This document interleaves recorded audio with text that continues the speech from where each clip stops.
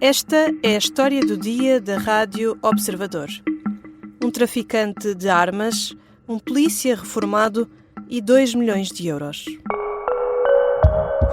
No puedes solo trabajar con los servicios secretos españoles. Es mi país. Tu país es el dinero. A cena é da série O Homem das Mil Caras, que conta a história, baseada em factos reais, de um antigo agente dos serviços secretos espanhóis. Nela, o protagonista é aliciado por um traficante de armas, George Starkman, que o tenta convencer a trabalhar para ele a troco de bom dinheiro. O teu país é o dinheiro, diz Starkman, que é um dos protagonistas desta história do dia. Ao longo de quase 6 anos, a Polícia Judiciária investigou um negócio de armas que cruzou vários países, incluindo Portugal, e envolveu cerca de 2 milhões de euros. Vou falar sobre este caso com o jornalista do Observador, João Paulo Godinho, que escreve sobre justiça. Eu sou a Teresa Abcacis e esta é a história do dia de segunda-feira, 3 de fevereiro. Bem-vindo, João. Olá, Teresa. A investigação que tu trazes parece começar como uma anedota, mas é digna de um filme com tráfico de armas à mistura, milhões de euros numa conta em Braga, serviços secretos dos Camarões. Comecemos pelos protagonistas. Um checo, um francês e um português entram num negócio. Quem são estas pessoas? É verdade, este é um processo um bocadinho sui generis. É uma investigação da Polícia Judiciária e do Ministério Público que já tem alguns anos. Na verdade, ela já começou em 2019 e diz respeito, como tu disseste, a um negócio que começa em tráfico de armas e envolve aqui, essencialmente, 3 personagens. Um checo, que é Marek Opsil, que era o diretor executivo de uma empresa checa que iria fazer um fornecimento de armas à Jordânia. Envolve um francês, George Starkman, de 97 anos, atualmente tem 97 anos, que era, digamos, um intermediário do negócio, ou, como o Ministério Público vai acabar por descrever também, o traficante de armas. Tem uma longa história e uma vida que já entrou inclusivamente no cinema. E, por fim, um português, um antigo agente da PSP, que está neste momento reformado, Alfredo Fernandes, que neste momento está a trabalhar para o Serviço de Informações dos Camarões e acabou por se ver também envolvido neste negócio, um pouco à boleia de George Starkman, criando uma empresa para depois poder ajudar a intermediar o negócio e receber parte do dinheiro que depois o Ministério Público veio a considerar, naturalmente, que estava a ser alvo de branqueamento. Uhum. E de que crimes é que são acusadas estas pessoas? Muito bem. O Ministério Público acabou por acusar apenas George Starkman e Alfredo Fernandes e a empresa Aristo Performance, que foi a empresa criada pelo agente da PSP aposentado, a mando de George Starkman, para receber a transferência de dinheiro que veio da empresa checa PAMCO, era assim que se chamava a empresa. Neste caso, o Ministério Público acusou George Starkman de branqueamento, em coautoria também com Alfredo Fernandes. O Ministério Público acusou ainda Alfredo Fernandes também de fraude fiscal e, em relação a George Starkman, acusou de um crime de prática ilícita de atos de comércio de bens e tecnologias militares na forma tentada. Foi uma tentativa, lá está, de tráfico de armas para as quais ela não era um negócio para as quais ela não estava habilitado.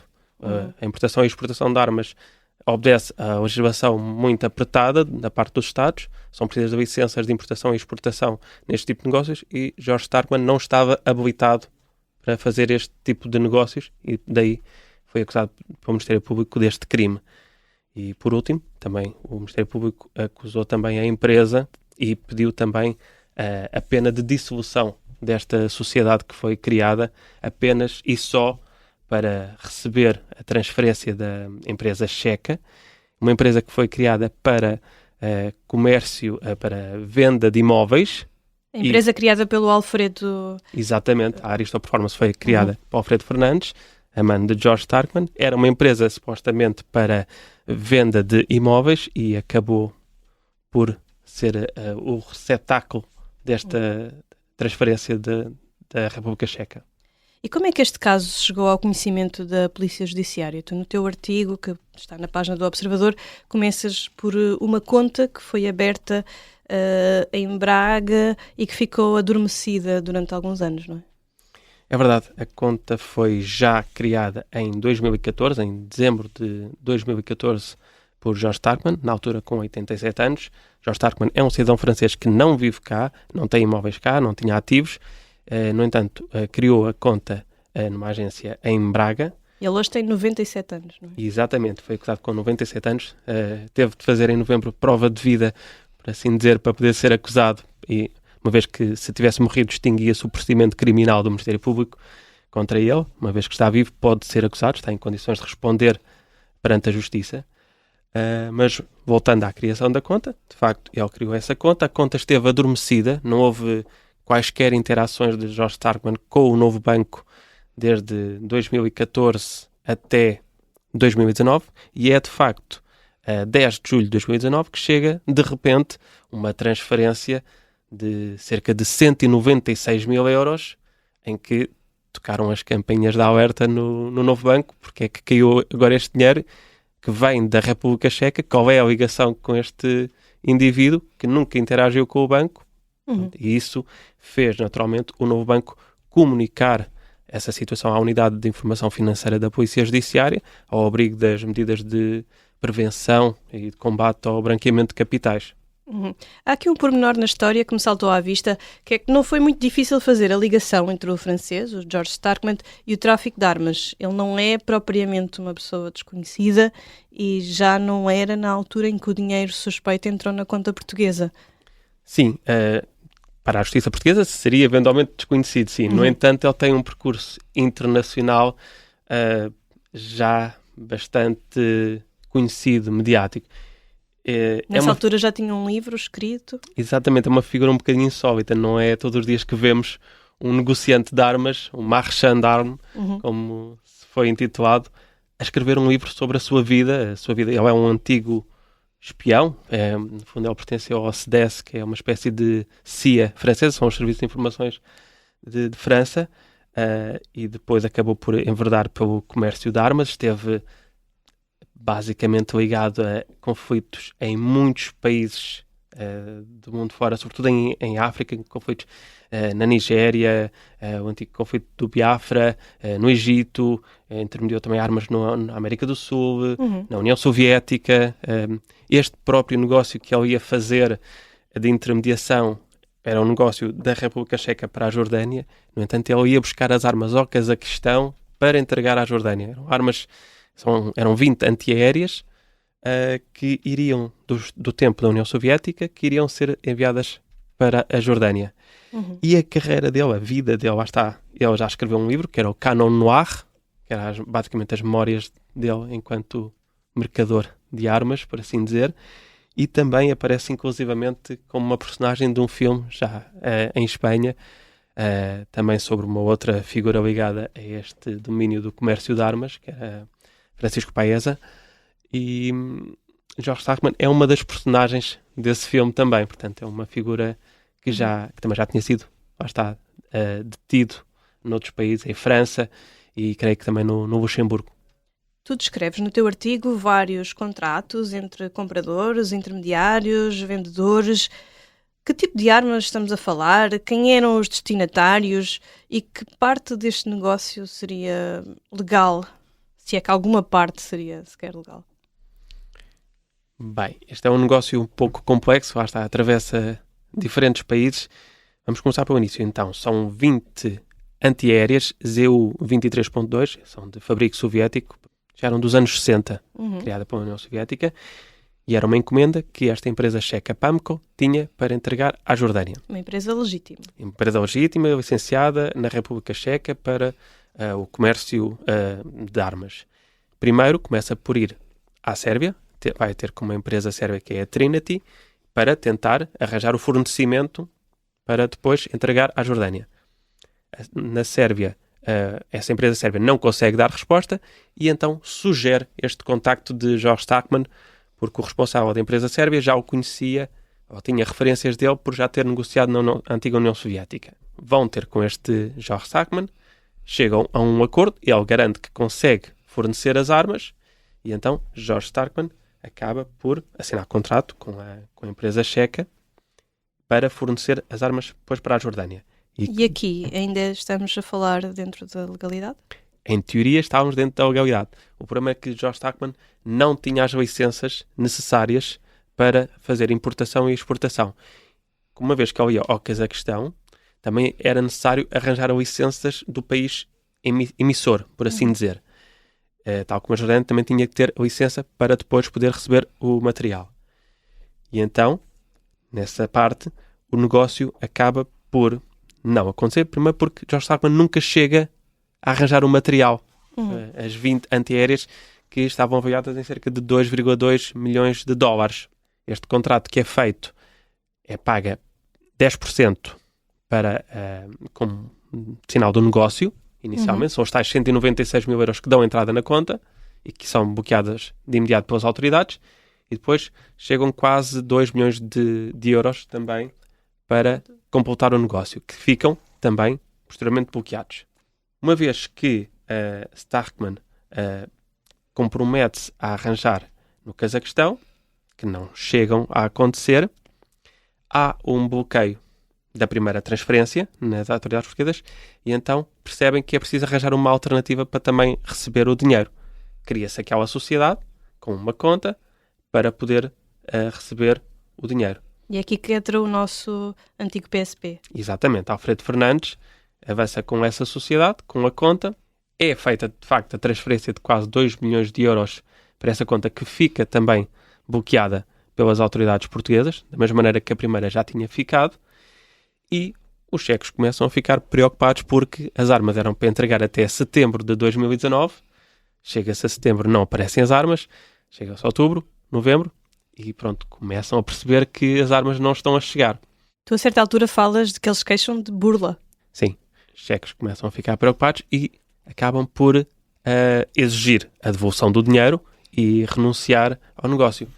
É então que há também uma situação um pouco caricata, estranha, porque George Starkman tinha também ligações a empresas que estavam nos Estados Unidos, nomeadamente sediadas no Delaware, que é basicamente uma offshore americana, é um estado onde estão as empresas offshore, e há uma empresa que tinha ligações a ele e que se predispõe a continuar o negócio e que apresenta ao responsável da PAMCO um contrato assinado entre eles, um contrato que era falso. Pelo menos a empresa checa negou porque o seu diretor não tinha assinado nada, não tinha assinado nenhum acordo com esta empresa. Portanto, foi também um esquema que acabou por não completar o negócio. Já voltamos à conversa com o João Paulo Godinho, jornalista do Observador que escreve sobre justiça. Na segunda parte vamos falar dos detalhes da investigação da Polícia Judiciária e de como isto foi parar a um cabeleireiro africano em Coimbra.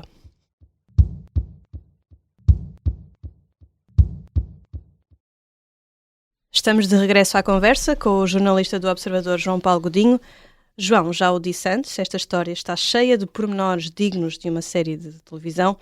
A certa altura da investigação são feitas buscas e pedidos de investigação em França e na República Checa, e isto tudo vai passar também por um cabeleireiro num centro comercial em Coimbra chamado Cherry Alex, cuja dona era Marceline Baco, que tinha um rendimento anual declarado de 11 mil euros anuais, mas tinha 2 carros, entre os quais um Land Rover de 60 mil euros e um barco. Como é que chegámos até aqui? Esta investigação não foi, de facto, fácil, aliás. Demorou 5 anos no trabalho da Polícia Judiciária e do Ministério Público, porque envolvia, lá está, várias jurisdições. Estão contactos que foram feitos, houve cartas rogatórias emitidas para vários países, para os Estados Unidos, para a Jordânia, para a República Checa, para a França. Houve diligências que são, por norma, muito demoradas e que levaram o seu tempo. Algumas, inclusive, não chegaram a ter resposta, como foi o caso da Jordânia. No entanto, o processo acabou por avançar. A investigação da Polícia Judiciária e do Ministério Público conseguiu ter autorização para fazer essas diligências Uma das mais importantes é, obviamente, aquela que envolve George Stackman em França. Pronto, as autoridades francesas fizeram apreensões, foram à casa dele, interrogaram-no também. A outra parte importante foi quando, em Portugal, identificaram os contactos que estavam associados a este cidadão francês. No caso, era Alfredo Fernandes e um advogado de Braga, que inicialmente estava também associado à conta, mas que depois veio-se a perceber, a investigação veio a perceber, que não sabia de nada da atividade de George Stackman enquanto negociante de armas. E é quando são autorizadas buscas também à casa deste advogado e ao escritório, bem como à residência do PSP aposentado, o qual é casado com uma cidadã estrangeira. A tal dona do cabeleireiro. E, exatamente.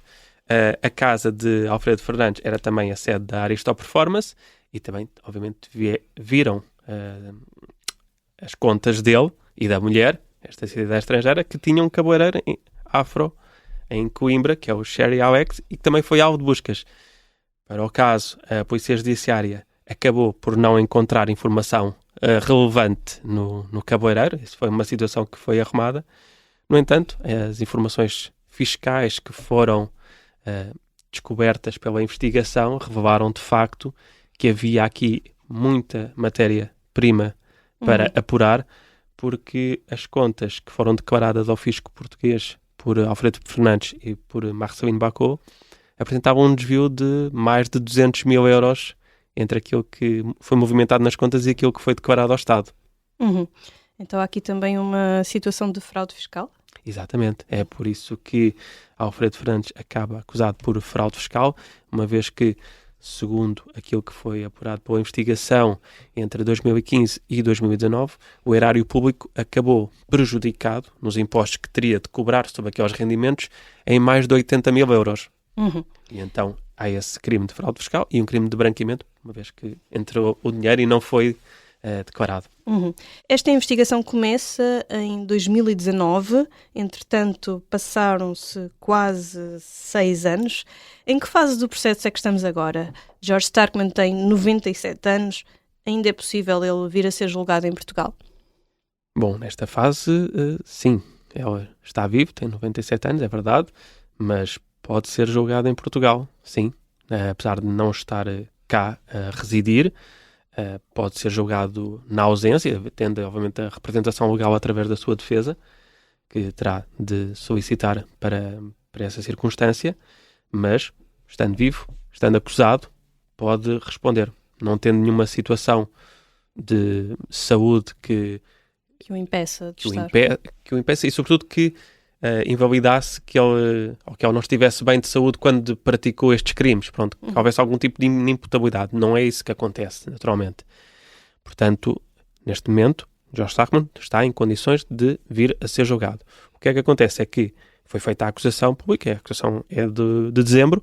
Neste momento, há ainda prazo para as defesas, para as partes poderem requerer a abertura de instrução, e é neste momento que ainda está a correr esse tempo, sabendo que, por exemplo, a empresa checa apresentou um pedido de abertura de instrução. Portanto, pode haver agora uma fase de instrução ainda, que é uma fase processual que é facultativa, que é requerida pelas partes, e depois, havendo a instrução, aí o juiz decidirá se vai a julgamento ou não. Se vai a julgamento ou não. Exatamente, sim.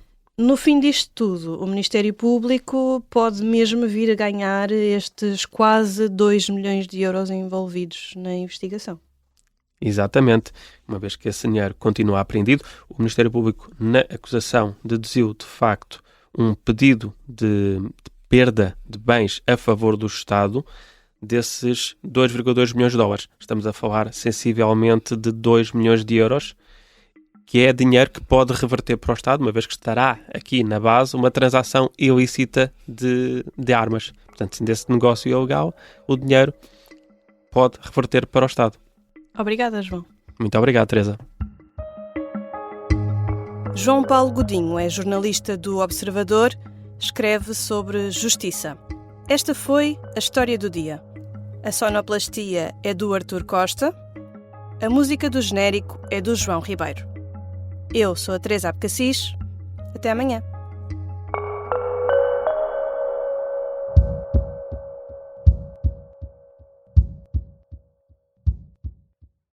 Se gostar deste podcast, pode seguir, dar 5 estrelas e comentar o episódio na Apple Podcasts ou no Spotify.